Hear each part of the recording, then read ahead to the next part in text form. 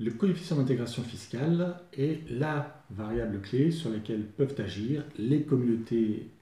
de toute taille pour le montant de leur dotation d'intercommunalité au sein de leur DG. Il revêt une importance principale car finalement le système des dotations aux EPCI est centré sur le coefficient d'intégration fiscale qui est, avec la population, la seule variable qui agit sur l'intégralité des dotations calculées. Le coefficient d'intégration fiscale a vocation à représenter la part de la fiscalité qui est perçue et conservée par l'EPCI sur son territoire. Donc,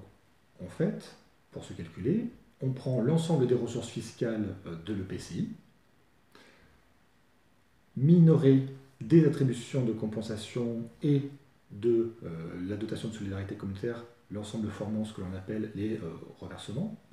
aux communes, et on rapporte ce produit à l'ensemble de la fiscalité prélevée sur le territoire. Donc ça nous donne simplement la quote-part des impôts levés par la communauté, qu'elle ne rend pas aux communes au travers des reversements à CDC par rapport à la totalité de la fiscalité sur le territoire. Et en fonction de son importance, eh bien, la dotation d'intercommunalité est plus ou moins importante. Donc c'est directement lié. Donc,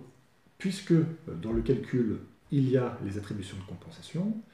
eh bien, il y a un effet incitatif au transfert de compétences, puisque à chaque transfert de compétences donnant lieu à une minoration, une réduction des attributions de compensation, eh bien, le coefficient d'intégration fiscale progresse, c'est-à-dire que la part des impôts levés et conservés par l'intercommunalité grandit. Pour autant, le coefficient d'intégration fiscale, en tout cas sa valeur, n'est pas uniquement conditionné au poids des attributions de compensation. En effet, si le coefficient d'intégration fiscale est en moyenne, notamment pour les comités de communes en FPU, aux alentours des 35%, 32, 35%, pour les agglomérations, on est à 35%, c'est aussi lié à l'importance de la fiscalité sur les professionnels, puisque le CIF est avant tout un outil de calcul des dotations pour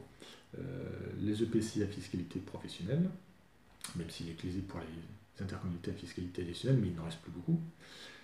Et la caractéristique des intercommunalités à fiscalité professionnelle, c'est l'impôt professionnel qu'elles lèvent sur le territoire. Où je veux en venir, tout simplement, la capacité d'une communauté à avoir un CIF élevé dépend certes de l'existence de compétences exercées coûteuses, et donc donnant lieu à des retenues sur attribution de compensation importantes, mais aussi à l'importance du tissu économique sur le territoire. Pourquoi ? Tout simplement parce qu'une intercommunalité a compétences équivalentes entre deux intercommunalités. L'intercommunalité qui aura plus de fiscalité professionnelle, qui est donc levée par la communauté, aura mécaniquement un coefficient d'intégration fiscale plus fort que l'intercommunalité qui, elle, a une part des impôts ménages plus importante que la fiscalité sur les professionnels. On le voit un peu partout en France, pas forcément uniquement dans les zones rurales, puisque notamment sur le pourtour méditerranéen et notamment dans les Pyrénées orientales, c'est une des caractéristiques du fait du fort attrait touristique du territoire. Donc, on peut travailler le coefficient d'intégration fiscale en revoyant le niveau de la dotation de solidarité communautaire, en revoyant ou en transférant des compétences pour revoir les montants des attributions de compensation. Mais il y a un point de départ qui, là, pour le coup, ne relève pas de la capacité d'action de la communauté, c'est le tissu fiscal sur le territoire, beaucoup de fiscalité professionnelle, un CIF qui sera mécaniquement plus élevé qu'une autre intercommunalité avec peu de fiscalité professionnelle. Donc c'est un outil qui mesure l'intégration fiscale, en tout cas c'est l'importance, la signification qu'on lui donne, mais c'est un outil imparfait, puisque on le voit, il a en fait d'autres significations. Petit point, c'est que dans les circulaires d'application, qui détaillent le mode de calcul du coefficient d'intégration fiscale, et de même que dans les fiches individuelles DGF, qui détaillent les éléments pris en compte dans le calcul,